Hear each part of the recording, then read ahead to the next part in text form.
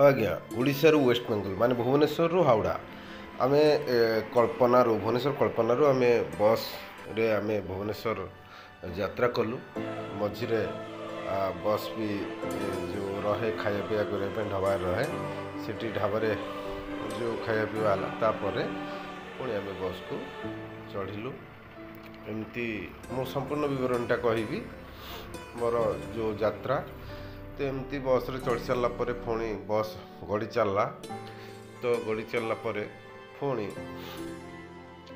मझिर बस रखे कि को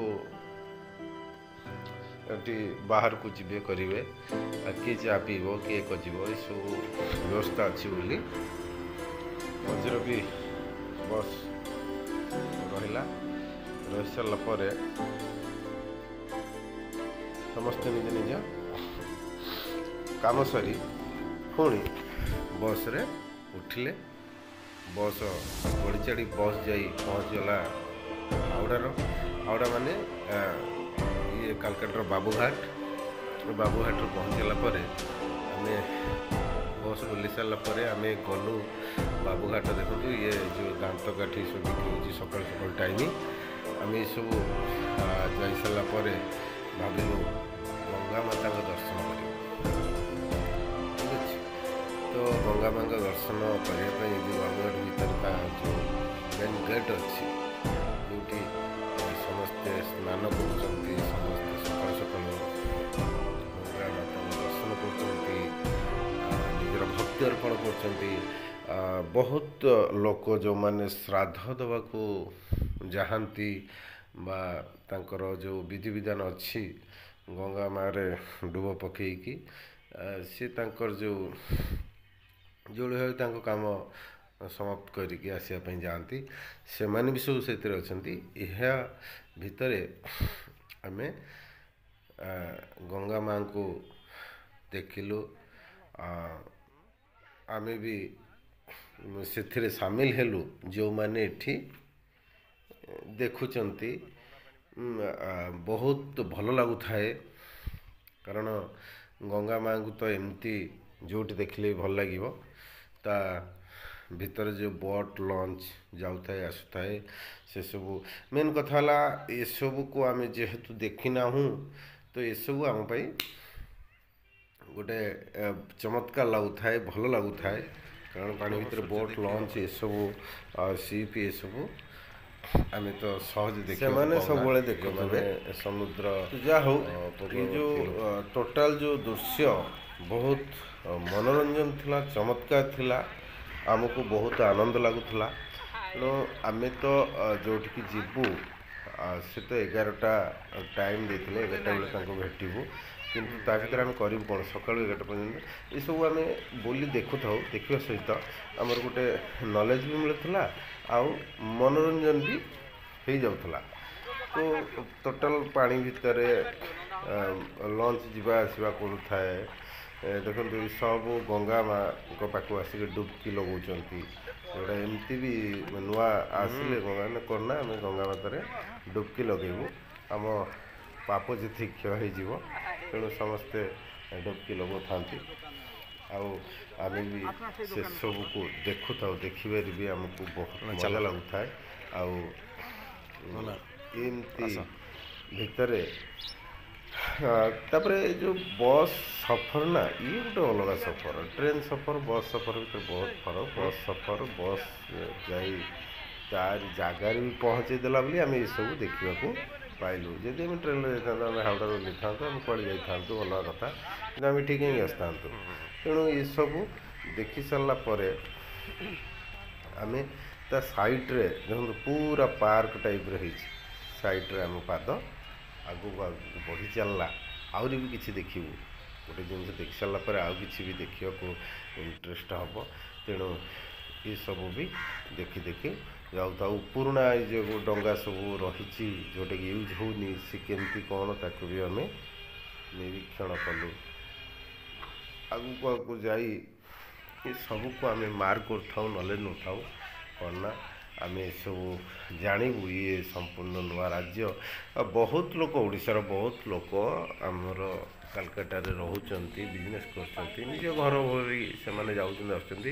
କିନ୍ତୁ ଯେଉଁମାନେ ଯାଇନାହାନ୍ତି, ଯାହାର କାମ ପଡ଼ିନାହିଁ, ଯାଇନାହାନ୍ତି ଯେଉଁମାନେ, ସେମାନଙ୍କ ପାଇଁ ତ ଇଏ ନୂଆ ରାଜ୍ୟ ନା। ସମସ୍ତ ସେମାନଙ୍କ ପାଇଁ ନୂଆ ରାଜ୍ୟ, ନୂଆ ଜାଗା, ନୂଆ ପରିଭାଷା, ନୂଆ କଲଚର, ନୂଆ ଲିଭିଂ ଷ୍ଟାଇଲ୍, ଏସବୁ ତାଙ୍କ ପାଇଁ ନୂଆ, ଭାଷା ବି ନୂଆ। ତେଣୁ ଏସବୁ ଆସିବା ଭିତରେ ଦେଖିଲୁ ଏଠି ଗୋଟେ ଗେଟ୍ ଅଛି, ଯେଉଁଟାକି ଭିତରକୁ ଯିବା ପାଇଁ ଗୋଟେ ଅଛି, ଯେ ପୁରା ଡାଇରେକ୍ଟ ଲଞ୍ଚ ପର୍ଯ୍ୟନ୍ତ ଯାଇପାରିବ। ତେଣୁ ଆମେ ସେଟାକୁ ଯିବାକୁ ପ୍ରୟାସ କରିବା ପୂର୍ବରୁ ସେଠୁ ଆମେ ଯେଉଁ ଅଛନ୍ତି ସେଠି ସିକ୍ୟୁରିଟି, ସିଏ ଆମକୁ ମନା କଲେ, କହିଲେ ନା ଯାଇପାରିବ ନାହିଁ। ସକାଳୁ ସକାଳୁ ଟାଇମ୍ ହେଉଥାଏ। ଆମେ ବାଲେଶ୍ୱର ଭଦ୍ରକ ମାଡ଼ିଗଲା ପରେ ଚା ଦୋକାନ ଦେଖିଲୁ। ନାଇଁ, ଚା ଦୁଇଟା ମାରିଦେବା, ଯେ ଟିକେ ରିଲାକ୍ସ ଲାଗିବ। ସାଧାରଣତଃ ଚା ପିଇଲେ ଆମକୁ ସମସ୍ତଙ୍କୁ ରିଲାକ୍ସ ଲାଗେ, ସେଥିପାଇଁ ଆମେ ଚା ଟିକେ ପିଇଦେଲୁ। ତାପରେ ପିଇ ସାରିଲା ପରେ ଆମେ ଆଗକୁ ମାଡ଼ି ଚାଲିଲୁ। କିଏ ଅଟୋରେ, କିଏ ସେଠି ଗଲା, ରାପିଡ଼ୋ ସବୁ ଅଛି, ଡାକୁଥାନ୍ତି ଆସ। ନାହିଁ, ଆମକୁ ତ ସଫିସିଏଣ୍ଟ ଟାଇମ୍ ଅଛି, ଆମେ ଚାଲିକି ଚାଲିବୁ। କାରଣ ପ୍ରାୟତଃ ଚାଲିକି ସବୁଆଡ଼ୁ ବୁଲିଲେ ନଲେଜଟା ବେଶୀ ନୁହେଁ, ନିଜର ସେ ଏରିଆ ପ୍ରତି ଜ୍ଞାନ ବଢ଼େ। ଆମେ ଚାଲିକି ଚାଲୁ, ଦେଖିବା, ଯିବା, ଆମେ ହଜି ତ ଯିବାନି, ଯେଉଁ ବାଟ ହେଲେ ଆମେ କାଲକାଟା ଭିତରେ ତ ରହିବା, ଏଇଆ ଭାବି ଆମେ ଆଗକୁ ବଢ଼ି ଚାଲିଲୁ। କିନ୍ତୁ କିଛି ବାଟ ଗଲା ପରେ ଆମେ ଦେଖିଲୁ ଗୋଟେ ଗେଟ୍ରେ ଲେଖା ହେଇଛି ଇଡେନ୍ ଗାର୍ଡ଼େନ୍। ଇଡେନ୍ ଗାର୍ଡ଼େନ୍ ସେଇ ଇଡେନ୍ ଗାର୍ଡ଼େନ୍ ନୁହେଁ ତ, ଗୋଟେ ଇଣ୍ଟରନ୍ୟାସନାଲ୍ ସ୍ତରରେ କ୍ରିକେଟ୍ ଖେଳ ହୁଏ। ତ ଆମେ ଏହା ଭାବି ଆଗକୁ ଗଡ଼ି ଚାଲିଲା ପରେ ଆମ ପାଦ, ନାଇଁ, ଏ ରାସ୍ତା ପାର ହେବା। ରାସ୍ତା ପାର ହେଲା ପରେ ଏଠି ଜଣେ ଝାଡ଼ୁଦାର, ସେ ଝାଡ଼ୁ ଲଗାଉଛନ୍ତି, ତାଙ୍କୁ ଆମେ ପଚାରିବା। ଏଠି ବି ଆଗରୁ ବି ଗୋଟେ ଦେଖାଯାଉଛି ଗୋଟେ ଷ୍ଟାଡ଼ିୟମ୍, ଇଏ ଗୋଟେ କବଡ଼ା ଟାଇପ୍ ଷ୍ଟାଡ଼ିୟମ୍ ଲାଗୁଛି, ହେଇନଥିବ। ଏଇସବୁ କ୍ଲିୟର୍ କରିବା ପାଇଁ ଆମେ ଜଣେ ଝାଡ଼ୁଦାର ଭାଇ ସେଠି ଝାଡ଼ୁ ମାରୁଛନ୍ତି, ଆମେ ପଚାରିଲୁ କି ଯେ ଇଡେନ୍ ଗାର୍ଡ଼େନ୍ କେଉଁଟା? ଗେଟ୍ ନମ୍ବର 15 ପଳେଇ ଆସିଲ, ସେପଟ ଆରପାରିକୁ ଟିକେ ଆଗକୁ ଯାଇ ଆରପାରିକୁ ଦେଖ, ସେଇଟା ହେଉଛି ଇଡେନ୍ ଗାର୍ଡ଼େନ୍। ଆମେ ଫାଷ୍ଟ ସେ ଇଡେନ୍ ଗାର୍ଡ଼େନ୍ ଗେଟ୍ ପାଖରେ ଆମେ ପହଞ୍ଚିଗଲୁ। ଆମେ ସେଠି ଠିଆ ହେଇ ଦେଖିଲୁ ଏଇ ଇଡେନ୍ ଗାର୍ଡ଼େନ୍କୁ ଆମେ ଟିଭିରେ ଦେଖୁ। ତେଣୁ ଏଇ ଇଡେନ୍ ଗାର୍ଡ଼େନ୍ ହେଉଛି ଏଇ ମେନ୍ ଗେଟ୍। ସେଠି ବଡ଼ ବଡ଼ ମାନେ ପୋଷ୍ଟର ସବୁ ମାନେ ମରା ହେଇଥାଏ, ଯେ ବିରାଟ କୋହଲି, ଆମର ଗାଙ୍ଗୁଲି, କପିଲ ଦେବ, ଗାଭାସ୍କର, ବଡ଼ ବଡ଼ ପୋଷ୍ଟର ସବୁ ମରା ହେଇଥାଏ। ଏଇ ଇଡେନ୍ ଗାର୍ଡ଼େନ୍ର ସାମ୍ନାରେ ଆମେ ଠିଆ ହେଇଛୁ। ସେଠୁ ଆମେ କୁଆଡ଼କୁ ଯିବୁ ଏହା ଭାବି ଆମେ ଆଗକୁ ମାଡ଼ି ଚାଲିଲୁ। ଏମିତି ଆଗକୁ ମାଡ଼ି ଚାଲିଲା ପରେ ସେଠି ଜଣେ ଏଇ ଯେଉଁ ଲାଇଟ୍ ଗେଟ୍କୁ ଦେଖି ଆମେ ଦୂରରୁ ଭାବୁଥିଲୁ ଏଇଟା ଗୋଟେ ଟାୱାର, କିନ୍ତୁ ଆମେ ଦେଖିଲୁ ସେ ବି ସବୁ ଲାଇଟ୍ ଖଞ୍ଜା ହେଇଛି ଷ୍ଟାଡ଼ିୟମ୍ରେ ପଡ଼ିବା ପାଇଁ। ଆମେ ଏମିତି ଦେଖି ଦେଖି ଆମେ ଆଗକୁ ମାଡ଼ି ଚାଲିଲୁ। ବହୁତ ମଜା ଆସୁଥାଏ, ବହୁତ ବଢ଼ିଆ ଲାଗୁଥାଏ। ଏଇ ଯେଉଁ ଟୁର୍ ଆଉ ଟ୍ରାଭେଲିଂ ଭିତରେ ବହୁତ ବଢ଼ିଆ ଲାଗୁଥାଏ। ଏମିତି ହଉ ହଉ ଆମେ ଧର୍ମତାଲାରେ ପହଞ୍ଚିଗଲୁ।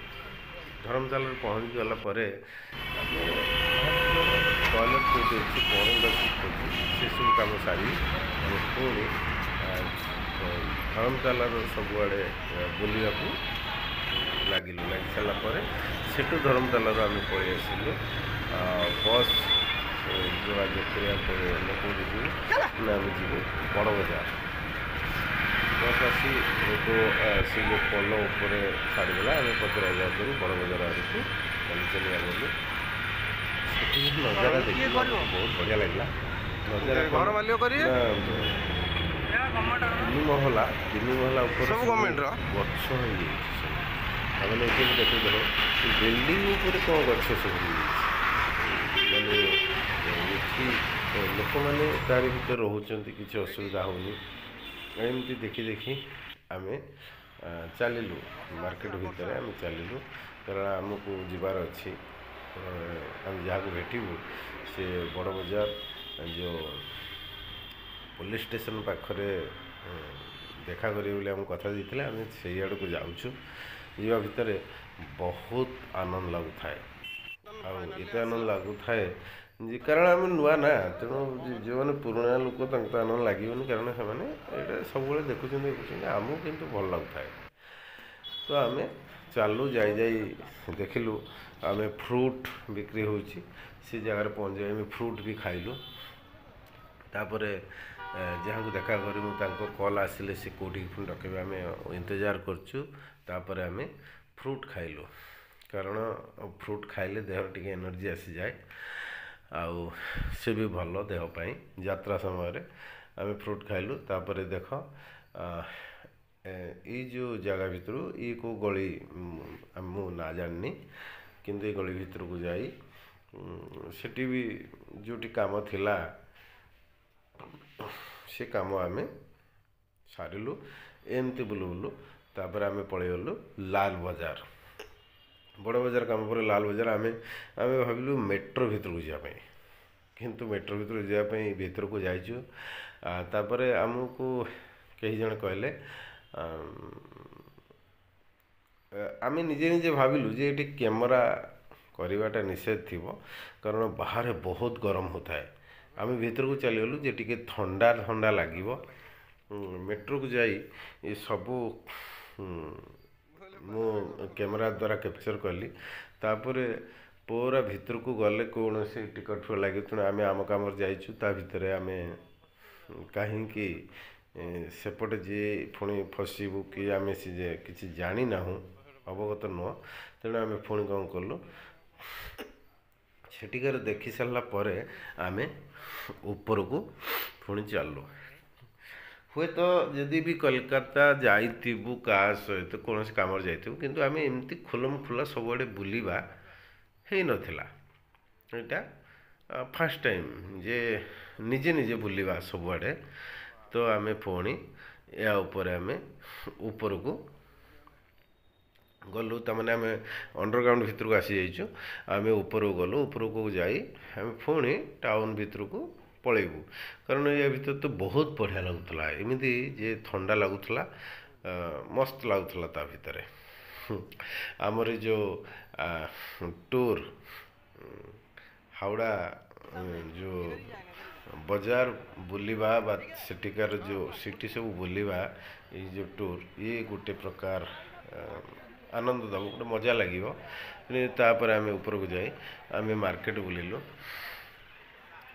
ଏହାପରେ ଆମେ ଲାଲ ବଜାରକୁ ଗଲୁ। ଲାଲ ବଜାରରେ ବୁଲି ସାରିଲା ପରେ ପୁରା ଧୀରେ ରାତି ହେଇ ଆସୁଥାଏ। ରାତି ହେଇ ସାରିଲା ପରେ ଆମେ ପୁଣି ବୁଲି ଆସିଗଲୁ ଲୋକାଲ ବସ୍ ଧରି। କେଉଁଠି ନା ପୁଣି ବାବୁଘାଟ ପଳେଇ ଆସିଲୁ। ଆମର ରାତିର ଯେଉଁ ବସ୍ ଥିଲା, ଆମେ ପୁଣି ରିଟର୍ଣ୍ଣ ଆମେ ଆସିବା ପାଇଁ ପଳେଇ ଆସିଲୁ। କିନ୍ତୁ ଆମେ ବାବୁଘାଟକୁ ଗଲା ପରେ ଆମେ ଦେଖିଲୁ ବଢ଼ିଆ ପ୍ରୋଗ୍ରାମ ହେଉଛି। ସେ ପ୍ରୋଗ୍ରାମ ଆମେ ଅଂଶଗ୍ରହଣ କଲୁ, ଆପଣଙ୍କୁ ବି ଶୁଣାଉଛୁ। ସେ ପୂରଣ ହୋ ସବ କାମ ତେରା, ପୂରଣ ହୋ ସବ କାମ ଭଜଲେ ରାମ ନାମ ସୁଖ ଧାମ, ଭଜଲେ ରାମ ନାମ ସୁଖ ଧାମ।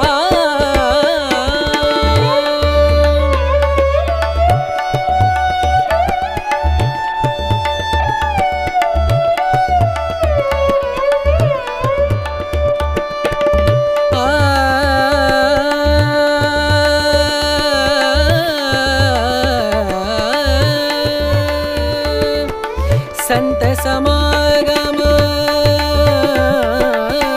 संत समागम, संत समागम, संत समागम करे निरंतर, संत समागम करे निरंतर।